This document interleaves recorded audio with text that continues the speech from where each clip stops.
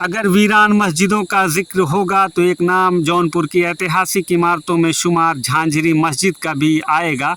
इस मस्जिद पर सिकंदर लोधी ने आक्रमण कर इसको तहस नहस कर दिया था। अभी हम आगे बताएंगे।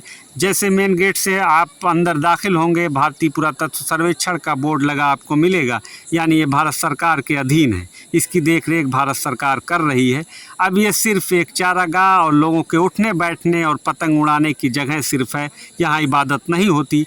तकरीबन 400 साल से ज़्यादा वक्त हो गया है, यहाँ इबादत अब नहीं होती है। इस बोर्ड पर झांझरी मस्जिद के बारे में बताया गया है। ये मस्जिद सिपाह इलाके में मौजूद है। अगर आप 4 व्हीलर से आ रहे हैं तो आप नहीं आ पाएंगे, क्योंकि ये बिल्कुल किनारे पर झाड़ियों में मौजूद है और काफ़ी खूबसूरत मस्जिद है। ये वो जगह है जहाँ मदरसा मौजूद था। इस इलाके के लोग यहाँ पढ़ने आते थे, बच्चे पढ़ने आते थे।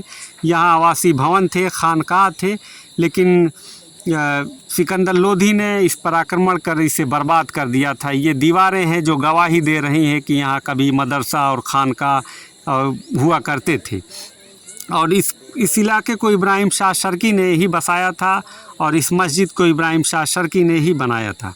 और ये आप देखिए, ख़ास कुछ टूटी फूटी अभी दीवारें, निशानियाँ इसकी मौजूद हैं, ये लगी हुई हैं। ये देखिए आप, एक हिस्सा इसका टूटा हुआ है, यानी काफ़ी टूट गया है। अब ये टीले की स्थिति में मौजूद है। जगह जगह टीले आपको दिखाई देंगे, यानी ये गवाही दे रहे हैं कि यहाँ मदरसा था, यहाँ खानकाह था, यहाँ आपको आवासीय भवन होने की एक मौजूदगी दर्ज कराएगा।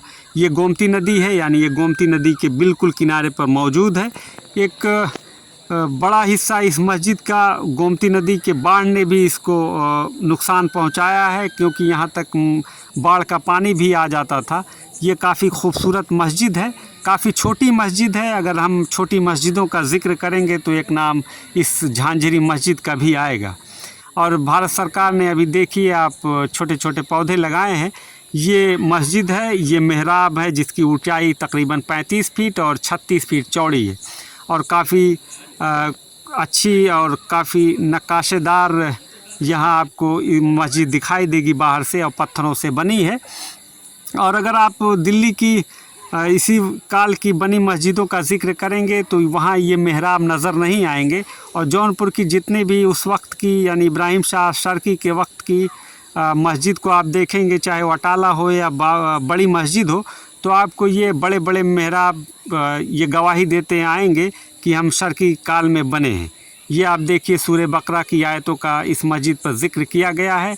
और ये पत्थर से बनी मस्जिद है, ये खुली रहती है, आप कभी भी इसमें आकर दाखिल हो सकते हैं। और ये अंदर हैं हम इस वक्त, और यहाँ इमाम खड़े होकर नमाज को अदा कराते हैं।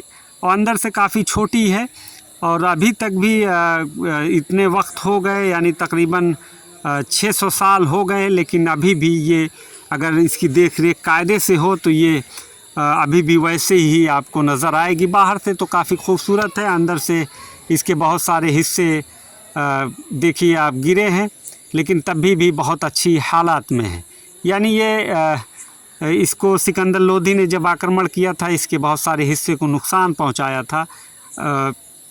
ये खुली रहती, हमने अभी अंदर जाके आपको दिखाया।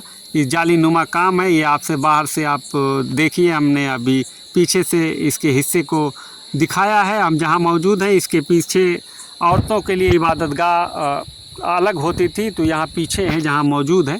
और शाम हो रही है, और सिकंदर लोधी ने जौनपुर में शर्की साम्राज्य के स्थापित को, अगर हम कहें, मिटाने के लिए यहाँ आक्रमण किया था। और यहाँ सैनिकों का, यानी शर्की, इब्राहिम शाह शर्की के सैनिक यहाँ रहते थे। इसी वजह से सिकंदर लोधी ने इस पर आक्रमण किया था, और मस्जिद और खानकाह और जो आवासीय भवन थे उसको तहस नहस कर दिया था। इस मस्जिद को भी काफ़ी नुकसान पहुंचाया था, जो गवाही दे रही है, अगर आप पीछे से भी देखेंगे। और हम बाहर से आ गए हैं, बाहर से आप देखिए ये बाउंड्री वॉल लगी हुई है।